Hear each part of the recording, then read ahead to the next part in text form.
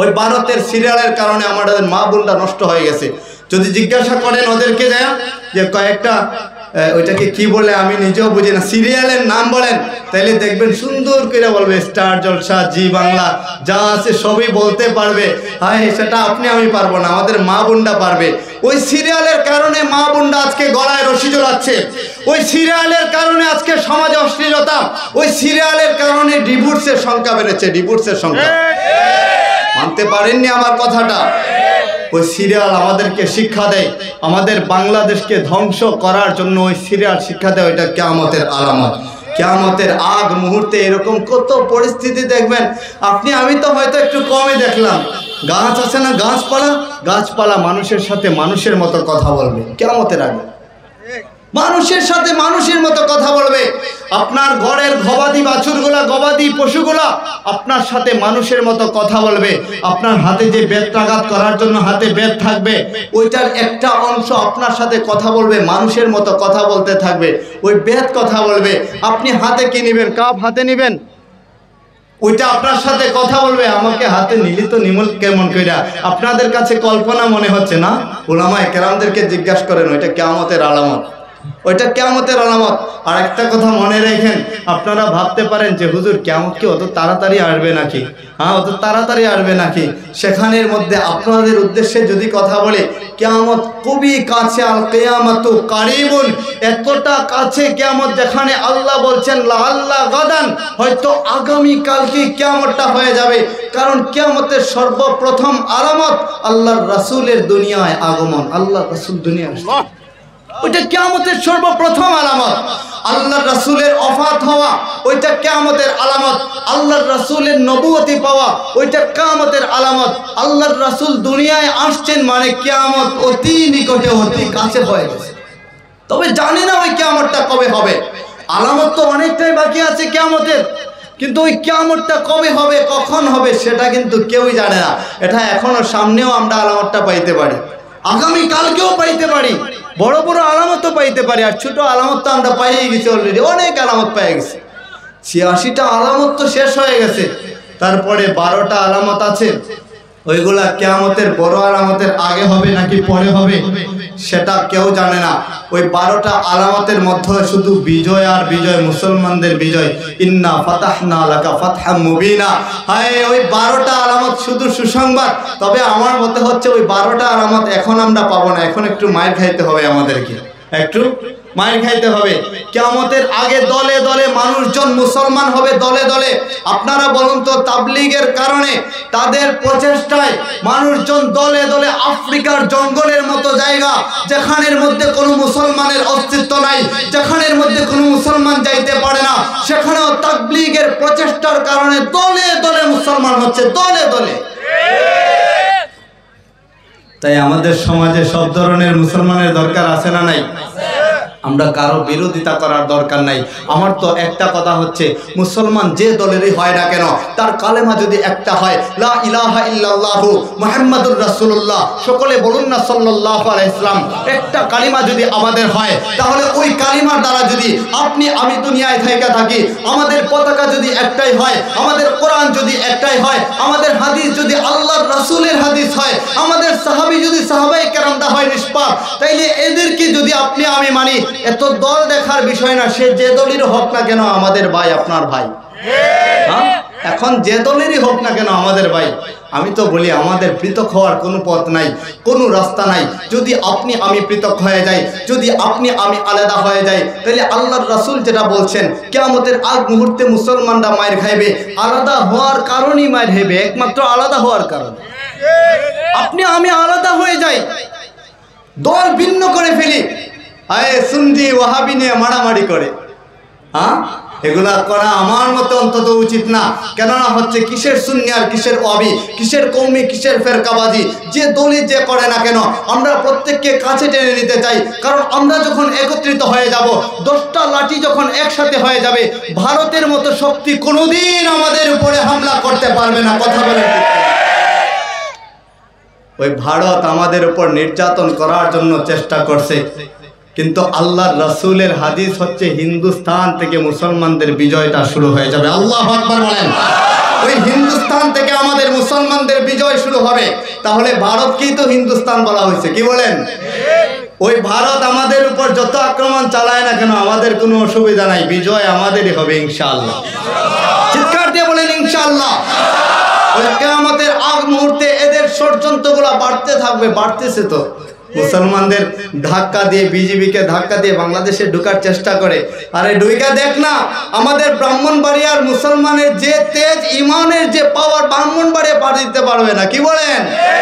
ব্রাহ্মণবাড়িয়া ওরা পাড়ি দিতে পারবে না। তারপর আপনারা বলতে পারেন যে হুজুর আরেক সাবজেক্টে চলে যাচ্ছেন নাকি? ওইটা তো কিয়ামতের আলামত। কিয়ামতের আগ মুহূর্তে হিন্দুস্তান বিজয় হবে, মুসলমানদের দখলে চলে আসবে। কাশ্মীর বিজয় হবে, মুসলমানদের দখলে চলে আসবে। হায়, সিরিয়া থেকে একটা যুদ্ধ হবে, ওইটা শুনছেন কিনা আপনারা জানি না। সিরিয়ার মুসলমানরা আরেকটা মুসলমান রাষ্ট্র, তারা একত্রিত হবে এবং ইতালি তাদের সাথে একত্রিত হবে, আরেকটা খ্রিস্টান রাষ্ট্রের সাথে তারা যুদ্ধ করবে। ওই যুদ্ধ করার পরে মুসলমানরা বিজয় অর্জন করবে। যখন বিজয়ী পতাকা নিয়ে তারা ফিরবে, রাস্তার মধ্যে দুই দলের মধ্যে বিদ্রোহ দেখা দেবে। কারণ কোনো কাফের আমাদের বন্ধু হতে পারে না। কোনো কাফের, কোনো বেঈমান, কোনো নাস্তিক কোনোদিন আমাদের মুসলমানের বন্ধু না। ওরা সবসময়ের জন্যই শত্রু। তো ওরা আমাদের হয়ে যখন যুদ্ধ করবে, মুসলমানরা কিয়ামতের আগ মুহূর্তে জয়ী হবে। ওরা যখন ফিরে আসবে, রাস্তায় বিদ্রোহ দেখা দেবে। ওই খ্রিস্টান বলবে আমাদের বাইবেল দ্বারা আমরা জয় করছি, আর মুসলমান বলবে আমাদের কোরআন দ্বারা জয় করছি। ওদের মধ্যে বিদ্রোহ দেখা দিবে। ওই বিদ্রোহের কারণে পুরো পৃথিবীর মুসলমানরা একত্রিত হয়ে যাবে। আল্লাহু আকবার বলেন। পুরো পৃথিবীর মুসলমানরা একত্রিত হয়ে যাবে। পুরো পৃথিবীর কাফের রাষ্ট্রগুলো, এখন হিন্দু হোক, বৌদ্ধ হোক, খ্রিস্টান হোক, চারাল হোক, যে ধর্মের হয় না কেন, তারা সবাই একত্রিত হয়ে যাবে। একত্রিত হয়ে ওই মুসলমানের বিরুদ্ধে জিহাদ করবে, লড়াই করবে। এই লড়াইটাই হবে তৃতীয় বিশ্বযুদ্ধ। তৃতীয় বিশ্বযুদ্ধ। তবে মুসলমান মনে রাখেন, ওই গাজওয়াতুল হিন্দের জন্য আপনারা প্রস্তুতি থাকেন। ওইটা এমন একটা যুদ্ধ হবে, যেই যুদ্ধের মাঝে অংশগ্রহণ করার জন্য মুসলমানরা রওনা হইতে দেরি হবে, আল্লাহ তাদেরকে মাফ করতে দেরি করবেন না। এখানে যারা থাকবে প্রত্যেকে বিনা হিসাবে মাফি পেয়ে যাবে, বিনা হিসাবে। আল্লাহ সুবহানাহু ওয়া তাআলা কোরআনুল কারীমের মধ্যে আয়াত নাজিল করছেন, ইযা সুলসিলাতিল আরদু জিলজালাহা। এমন একটা বিকট সময়ের কথা আল্লাহ বলছেন, যেই সময়টাকে আমাদের ভয় পাওয়া উচিত। কয় পুরো পৃথিবীতে যখন ভূমিকম্প দেওয়া হবে, ভূমিকম্পকে যখন পুরো শক্তিশালী করা হবে, পৃথিবীতে আজ পর্যন্ত 7.8 মাত্রার উপরে ভূমিকম্প হয় নাই। সেই 7.8 মাত্রার ভূমিকম্প হওয়ার কারণেই তুরস্কের জমিনে মাত্র 40 সেকেন্ডের ভূমিকম্পে 45,000 বিল্ডিংগুলো উড়ে গেছে। সেখানের মধ্যে যখন জমিন তার 100 মাত্রায় ভূমিকম্প প্রয়োগ করবে, 100 মাত্রায় ভূমিকম্প প্রয়োগ করতে দেরি হবে। পুরো পৃথিবীর প্রাসাদ, অট্টালিকা, পাহাড়, পর্বত সমগ্র কিছু চূর্ণ বিচূর্ণ হইতে দেরি হবে না, চূর্ণ বিচূর্ণ হয়ে যাবে। আল্লাহ আয়াত দিয়ে জানায় দিয়েছেন, ইযা সুলসিলাতিল আরদু জিলজালাহা ওয়া আখরাজাতিল আরদু আসকালাহা। জমিন তার আপন বোঝাটা ছেড়ে দিবে, জমিন আপন বোঝা ছেড়ে দিবে। এখানে উলামায়ে কেরামদের মতামত আছে। কোন উলামায়ে কেরামগণ বলছেন যে এই আয়াতটা ওয়াখরাজাতিল আরদু আসকালাহা, এই আয়াতটা হচ্ছে সিংগায় দ্বিতীয় ফুয়ের সময়। আবার কোন উলামায়ে কেরামগণ বলছেন যে প্রথম ফু যখন দেওয়া হবে তখনকার সময়। তাহলে দুইটাই আপনাদেরকে একটু বোঝায়। হ্যাঁ, কি বলেন? প্রথম ফু যখন দেওয়া হবে, হায় সিংগার আওয়াজটা এত মধুর হবে, প্রথমের কথা বলছি, এত মধুর হবে, চলতে থাকবে, চলতে থাকবে, এত বিকট হবে, এত বিকট ভাবে এই আওয়াজটা যখন থাকতে থাকবে, বিকট আওয়াজ, মানুষের মধ্যে পেরেশানি হয়ে যাবে। হায়, এত আওয়াজ আসলো কেমন কইরা, ওইটা আবার কিসের আওয়াজ? মানুষজন চিৎকার করতে থাকবে। যারা চাকরিতে থাকবে তারা চাকরি থেকে পালাতে থাকবে, রান্নাঘর থেকে পালাতে থাকবে, নিজ নিজ কর্মস্থল থেকে পালাতে থাকবে। সকলেই একই ময়দানের মধ্যে যাবে আর বলবে, কি হয়ে গেল, কি হয়ে গেল, হায় কি হয়ে গেল। অকালাল ইনসানু মালাহা। আল্লাহ তো বইলা দিছেন, মানুষজন বলতে থাকবে, হায় হায় জমিনটা কি হয়ে গেল। হ্যাঁ, পেরেশানি করতে থাকবে। এবার যদি দ্বিতীয় ফুয়ের দিকে তাকাই, আখরাজাতিল আরদু আসকালাহা, জমিন তার আপন বোঝা ছেড়ে দিবে। আপনি আমি যখন ওই কবরের বাসিন্দা হইব, দ্বিতীয় ফু যখন দেওয়া হবে, ওই ফুয়ের কারণে আমরা মাটির নিচে যারা ছিলাম সমগ্র লাশগুলো উপরের দিকে উঠতে থাকবে, মাটির নিচে যত সম্পদ আছে সব উপরের দিকে উঠতে থাকবে। হাসরের ময়দানের দিকে মানুষ দৌড়াতে শুরু করবে, হাসরের ময়দানের দিকে যাবে মানুষ। তবে কিয়ামতটা এতটা নিকটবর্তী, ওই নিকটবর্তী কিয়ামতের দিকে যদি আপনি আমি তাকাই, আপনার আমার ব্যবহারটাও হয়ে যাবে ওই কিয়ামতের আলামত। এবার বলবেন যে হুজুর ওইটা কেন? সাহাবায়ে আজমাইনদের ব্যবহার আর আমাদের ব্যবহার যদি আপনি মিলান, ওনাদের ব্যবহার আর আমাদের ব্যবহারের পার্থক্য আছে না নাই বলেন? সকলে আওয়াজ করে বলতে পারেন না, আছে না নাই? ওই সাহাবায়ে আজমাইনদের ব্যবহারের সাথে আমাদের ব্যবহার 1%ও মিলে না। কি বলেন হুজুর? 1%ও মিলে না। আমরা যখন কথা বলি আমানতের খেয়ানত তো করিনি, যে তুই এখানে দাঁড়া আমি আসতেছি 2 মিনিট, এখন দেখা যায় 1 ঘন্টায় আসে না, আছে না নাই বলেন? আমাদের প্রত্যেকের অবস্থাটাই হয়তো এরকম। এরকম মানুষ পাওয়া যায় না যে কথা দিয়ে কথা রক্ষা করবে। সাহাবায়ে আজমাইন, হায় যদি একটা কথা দিতেন, দুনিয়া যদি কিয়ামত হয়ে যেত, কথার বরকেলাপ করতেন না, ওনারা বরকেলাপ করতেন না।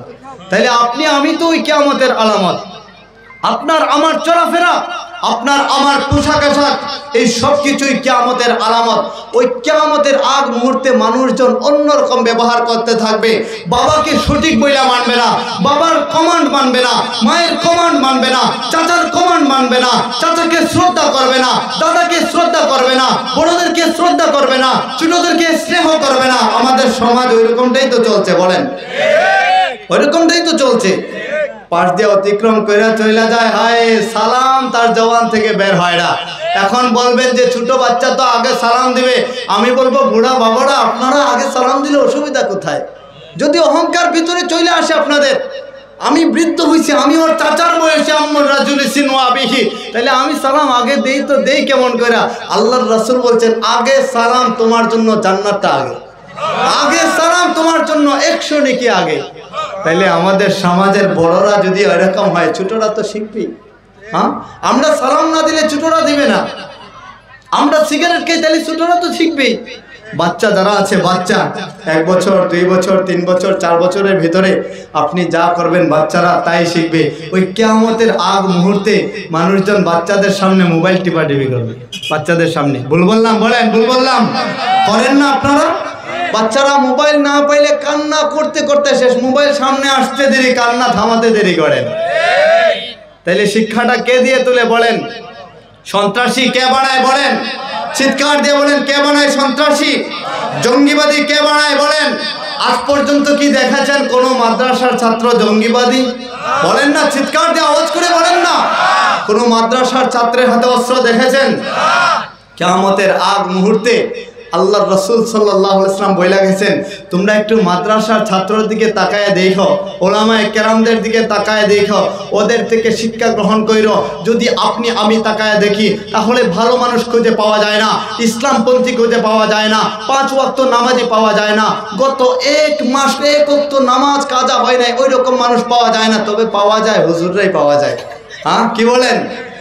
এটা কিয়ামতের আগ মুহূর্তে হবে।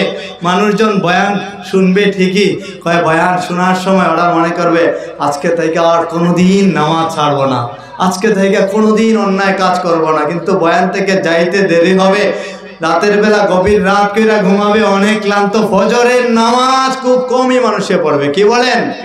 এটা কিয়ামতের আলামত না? বলেন কিয়ামতের আলামত না? আপনার আমার রক্ত নষ্ট হয়ে গেছে, আমাদের ভিতর থেকে নূর চলে গেছে। যে নূর চলে যাওয়ার কারণে আপনি আমি নষ্ট হয়ে গেছি। আমাদের সমাজ থেকে বিশৃঙ্খলা সৃষ্টি হচ্ছে, আমাদের সমাজের সন্তানরাই সন্ত্রাস তৈরি হচ্ছে, আমাদের সমাজের সন্তানরাই জঙ্গি তৈরি হচ্ছে, আমাদের সমাজের আমাদের ছেলেরা, আমাদের ভাইয়েরা, আমাদের আত্মীয় স্বজনরা হাতে অস্ত্র নিয়ে ঘোরে আর অন্ধকারে যায় খুন খারাপি করে। কি বলেন? খুন খারাপি করে আমাদের থেকেই তো। ওই কিয়ামতের আগ মুহূর্তে যেহেতু কিয়ামতটা হবে, আমাদের এখানে অনেকের মা নাই, অনেকের বাবা নাই, ওই কবরের বাসিন্দা হয়েছেন। যাদের মা চলে গেছে, ওরা যখন ঘরের মধ্যে যায়, মায়ের কথাগুলা মনে পড়ে যায়, মায়ের স্মৃতিগুলা মনে পড়ে যায়। মায়ের সাথে কাটানো দিনগুলা মনে পড়ে যায়। হায় আমি যখন ঘর থেকে বের হই কোথায় যাব, যদি দূরে কোথাও সফরে যাই, মায়ের কাছে একটা ফল আসলে আপনার আমার জন্য ওইটাকে রাইখা দেয়, দেখবেন ওইটা পচন ধরা যায়, পইচা যায়, তাইলে অন্য কাউকে দেয় না, ওইটা আমার অমুক সন্তান আসবে তো খাবে। আপনি ঘরের মধ্যে আসবেন, মা কোথা থেকে বের করে আপনার কাছে ওইটা দেবে, নে বাজান তোর জন্য রাখছি। ওই অনেকের ওই রকম মা কবরের বাসিন্দা হয়ে গেছে, অনেকের বাবা কবরের বাসিন্দা হয়ে গেছে। আঙ্গুল ধৈরা ধৈরা বাবা হাঁটতো, কিন্তু আজকে ওই কবরের বাসিন্দা কবরে চলে গেছে, অন্ধকার ঘরে চলে গেছে, যেখানে আলো নাই, বাতি নাই, বিছানা নাই, সেখানে চলে গেছে। কেমন আছে কেউই জানি না। দুনিয়া এখানে বাংলাদেশে বৈশা আফ্রিকার জঙ্গলে কি ঘটছে সেটারও খবর নেওয়া যায়, আমেরিকার জাতিসংঘে কি হচ্ছে সেটারও খবর নেওয়া যায়, কিন্তু 3.5 হাত মাটির ঘর, বাড়ির আঙিনায়, বাড়ির পিছনে, বাড়ির সামনে, ওই কবরস্থানে আমার মা কেমন আছে, আমার বাবা কেমন আছে, দুনিয়ার কেউ খবরটা জানে না ওই মালিক ছাড়া। তাহলে ওই মায়েদের জন্য দোয়া করার দরকার আছে না নাই? জুড়ে বলেন আছে না নাই? বাবার জন্য দোয়া করার দরকার আছে না নাই? আমাদের কাদের মা না একটু হাত তুলে দেখাই না, হাত নামান। কাদের বাবা না একটু হাত তুলেন। হায় এখানে অনেকের মা নাই, অনেকের বাবা নাই, ওই কবরের বাসিন্দা হয়ে গেছেন। যেহেতু আমাদের বাবা মা আমাদেরকে জন্ম দিয়া পৃথিবীতে রাইখা চলে গেছেন, ওই বাবা মায়ের জন্য আপনি আমি যত খারাপ হই না কেন, দোয়া করতে দেরি হবে, আল্লাহ কবুল করতে দেরি করবেন না। চিৎকার দিয়ে বলুন, সকলে বলুন। আপনি দোয়া করতে দেরি হবে, আল্লাহ কবুল করতে দেরি করবেন না। কেমন কইরা ওইটা বলেন এবার, যে আপনি যদি খারাপ হন, আপনি যদি জেনাকর হন, আপনি যদি বেবিচার হন, আপনি যদি নামাজ না পড়েন, এখানে উলামায়ে কেরাম আছেন, আপনারা জিজ্ঞাসা করলে পাবেন, দোয়াটা এমনভাবে কবুল হয়, যারা কবরের বাসিন্দা হয়েছে তাদের অজান্তে যখন আপনি তাদের জন্য দোয়া করবেন, আপনি যখন 2 হাত উঠায় দিবেন মালিকের দরবারে, আর বলবেন, মালিক দুনিয়ায় কত অন্যায় কাজ করছি, কত নাফরমানি করছি, তুই যদি আমার মাকে মাফ না করে দিস, আমার বাবাকে মাফ না করে দিস, মাফ করনেওয়ালা তুমি ছাড়া কেউ নাই, মালিক দাও না মাফ করা। বলতে দেরি হবে, চোখের পানি জমিনে ফেলতে দেরি হবে, আল্লাহ মাফ করতে দেরি করবেন না, আল্লাহ মাফ করে দিবেন। এজন্য বাবা মায়ের জন্য দোয়া করার দরকার আছে না নাই? আপনারা মাহফিলের আয়োজন করছেন, আমি ছোট মানুষ, আমাকে এখানে দাওয়াত করেছেন, আমি আসলাম আপনাদের কাছ থেকে শিক্ষা নেওয়ার জন্য আসছি, আমি আপনাদেরকে শিক্ষা দিতে আসি নাই। আমার জন্য সকলে দোয়া করবেন তো ইনশাআল্লাহ। আপনারা বহু উলামায়ে কেরামের আলোচনা শুনেছেন, কোরআন এবং হাদিসের ব্যাখ্যা শুনেছেন, সেখানের মধ্যে অনেক জ্ঞান অর্জন করেছেন। যারা যা কিছু শুনলাম সব কিছু মেনে চলার চেষ্টা করব তো ইনশাআল্লাহ, সব কিছু মেনে চলবো। এখন একটা ওয়াদা হবে, দেখি কে কে মানতে পারবে। আজকে থেকে, এখন থেকে, এই মুহূর্তে থেকে আপনি একটু ওয়াদা করবেন, মালিকের দরবারে বলবেন, আয় ওই হাতের উসিলায়, এই ওয়াদা করার উসিলায় হয়তো মালিক আমাদের বাবা মা সহ আমাদেরকেও মাফ করে দেবে। হাত তুলে একটু দেখাবো, আজকে থেকে কোনোদিন 1 নম্বরে মিথ্যা কথা বলবো না। দেখান কে কে পারবেন। 2 হাত তোলেন, 2 হাত তোলেন। পারবেন তো ইনশাআল্লাহ? মিথ্যা কথা আজকে থেকে কখনো বলবো না ইনশাআল্লাহ। হাত নামায়েন না, রাখেন না, একটু রাখেন না। বলেন, আজকে থেকে কোনোদিন নামাজ ছাড়বো না, মিথ্যা বলবো না, অন্যায় করবো না, এতিমের সম্পদ খাবো না, ঋণ পরিশোধ করব। অনেকে আমাদের কাছে টাকা পায়, তাদের টাকা ফেরত দেব ইনশাআল্লাহ। হাত নামান। অনেকে অনেকের কাছে কিন্তু টাকা সব এলাকায় পায়, আমাদের পকেটে থাকলে দিতে মন চায় না। কিয়ামতের আগ মুহূর্তে তো এটা হবেই। হ্যাঁ, তাহলে সবাই সবার জন্য দোয়া করবেন। যাদের বাবা মা চলে গেছেন তাদের জন্য দোয়া করবেন। শুধু তাই নয়, আত্মীয় স্বজনের জন্য দোয়া করবেন। আদম আলাইহিস সালাম থেকে নিয়ে পর্যন্ত যত মুমিন মুমিনাত কবরের বাসিন্দা সকলের জন্য দোয়া করবেন। আজকের মাহফিলে আল্লাহ সুবহানাহু ওয়া তাআলা ভরপুর কামিয়াবি দান করছেন, বলেন আলহামদুলিল্লাহ। কালেকশন কি হবে নাকি? কালেকশন হবে না? আলহামদুলিল্লাহ, মাশাআল্লাহ মাশাআল্লাহ। আপনারা নিজেরাই কষ্ট করছেন না, আয়োজন করছেন, আলহামদুলিল্লাহ। আমি খুবই খুশি আপনাদের স্পৃহা দেখা এখানের মধ্যে, সব ধরনের মানুষের আগমন। তাইলে একটু দোয়া করে নেই মালিকের দরবারে। একটু কান্না করবেন, দিল থেকে দোয়া করবেন।